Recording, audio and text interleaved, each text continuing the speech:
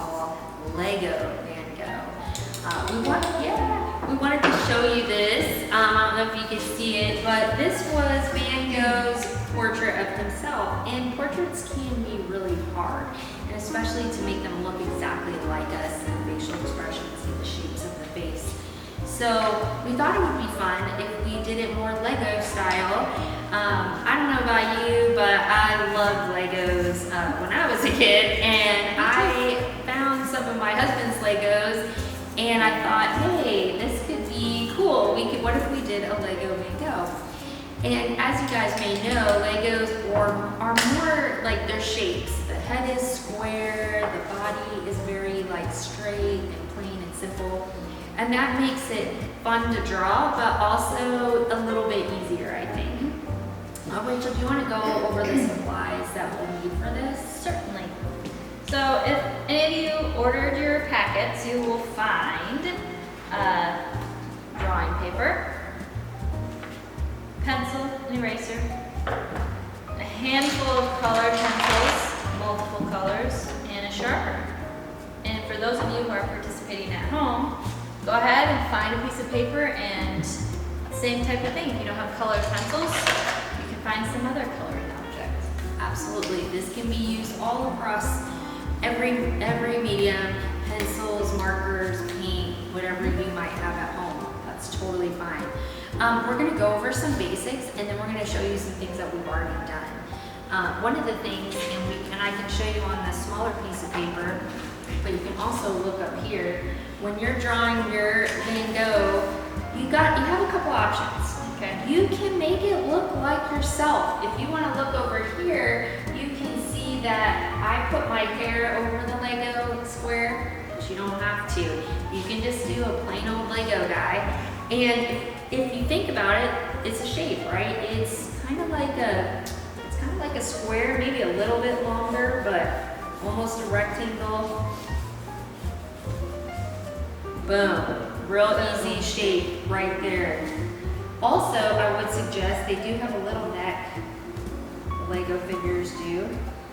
I also want to suggest that hands and things like that, and arms can be very difficult to draw. So if you just kind of do a basic body shape like this, it's almost like you're starting an oval, but you stop halfway. And then you can kind of do a little shoulder here, and then another arm straight. I don't know if you can see that. And if you think of the shoulder, you can think of it like a half circle. If you think of everything that you draw as shapes, it makes it so much easier to do. So I got my little shoulders in there. I want to show you too, Van Gogh, he was a famous artist, but look, he didn't do his hands either, because it was just a little easier to cut it off right there. It's portrait, so it makes it a little easier. So here you go. You can keep it like this, which I think like the Lego heads kind of have like a little. It's got the little Thing you want to show, yeah. That's right it there. has that little thing. So if you want to leave it like that to really make it look like a Lego figure, you can. But I kind of added hair just to be a little funny and silly. One thing we've been talking about too is texture, right? That's been the theme for all this art. Is Vincent Van Gogh was into texture. Well, you're probably thinking, how do I make something have texture if I'm just using colored pencils? That has to do with the kinds of lines and how you draw your picture. So when you've got your basic sketch done, I would say go in and start that background, and if you'll notice, there is a lot of swirly things in the background. He did that so it would create texture, and you can do that with pencil. It will be a flat surface, but it'll give the idea that there's more to it. It's not plain. And I started a little swirl here, and I did a really thick swirl only because it's kind of like a bigger area. But all you do is you just kind of do a little swirl. And I did one. Now I think I'm gonna kind of connect this and do maybe a backwards swirl like this. swirl. Swirly. Swirlies. And I like to make little half circles, and I'm thinking about what colors I want. So I picked 3 colors that I want to start with my background. That's a good idea. I did green, orange, and blue. So far I'm just starting with a couple of half circles and coloring them in green. You can really do swirls any way that you want to do them. You can do shapes. If you don't like the swirl idea, you could do all triangles or all squares or half circles that almost look like C's, like how Rachel's doing. I decided I'm kind of feeling this one swirl. I'm gonna go just keep going with it. Looks like the swirl's going right into our head. And then add a different color. The more colors you add, the more you create that texture, right? If I was to just do one color, you wouldn't see all the texture that it could be. So have fun with it. It could take a little bit of time though. It's not gonna be a quick thing. Like when you start doing these swirls, man, they take a long time, and that's okay. You have as much time as you need. You can take all week if you want to. A lot of really amazing artists that you see maybe even at the art museums, sometimes they've worked on projects for years. So, not saying that this is going to take for years. I don't want to scare you. But just take your time. Make it as nice as you can. No hurry. Sometimes I even have to start something. Like I started this one a while ago, and now I'm coming back to it. Now I'm ready to add to it. And sometimes when you leave your work and you come back with new ideas, and you also look at it a different way. We are in front of a camera right now, but it would be nice for you to even kind of step back from your work and look at it, see how you think it's looking. A lot of artists do that where they back up and they look at it. It's a little hard for us to do because we're in front of the camera, but I would suggest that because when you back up and you look at it, it gives you new ideas, new colors you may want to add. So, swirls, keep working on your swirls. I'm adding more And- swirls. Yes, and I'm gonna move on just to show you some other things while you're working on that. And again, this is a video, so you can stop it and go back to the part you need to if we go too fast. When you're doing your square, you're coloring in that, I would even suggest, when you look at your colored pencils, taking some of the different yellows. You'll notice here, I've got like 5 different yellows. That could be really fun to add texture because yes, we know a Lego's face is yellow, right? But it doesn't have to be just one color yellow. If you do more than one, then again, we're adding that texture. You might not be able to feel the texture, but it'll give the appearance that it has texture, right? Yep. So I'm gonna take some of the yellow, I'm gonna add to this a little bit. And I'm gonna do some of the darker colored pencils on the outside, just to give it more definition.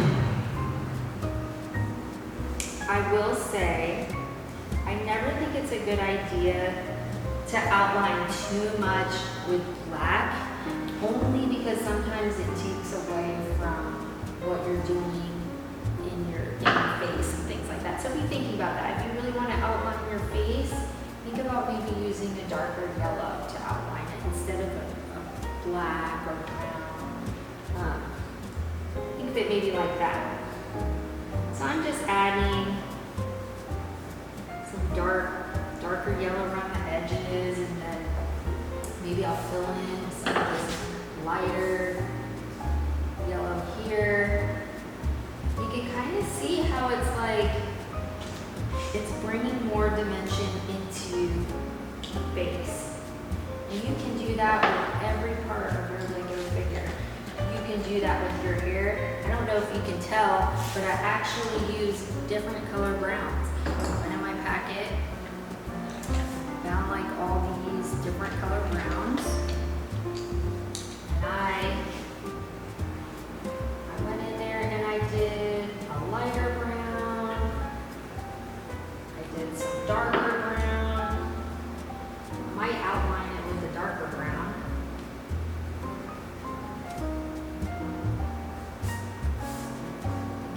just creating texture. I want that, I want to see less of the white paper behind it and more of the colors. So that's kind of what I was going for.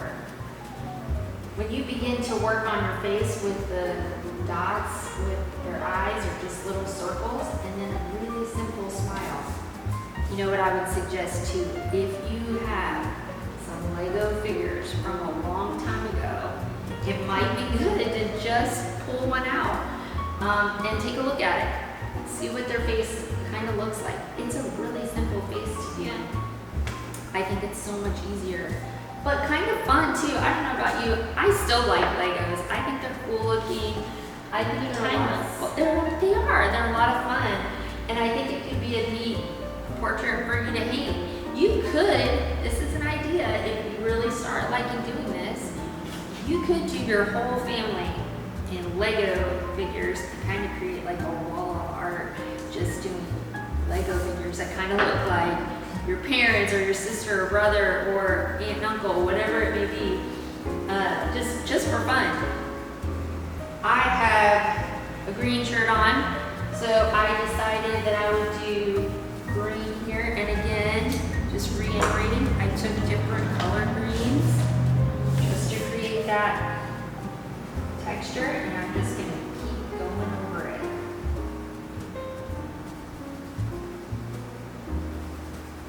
And if along the way you have questions, we've been emailing you or your parents or family member about how to contact us if you have a question. So if at any point you're doing something, you have a question about how you should do this, just make sure to contact one of us. And most important, right, Rachel?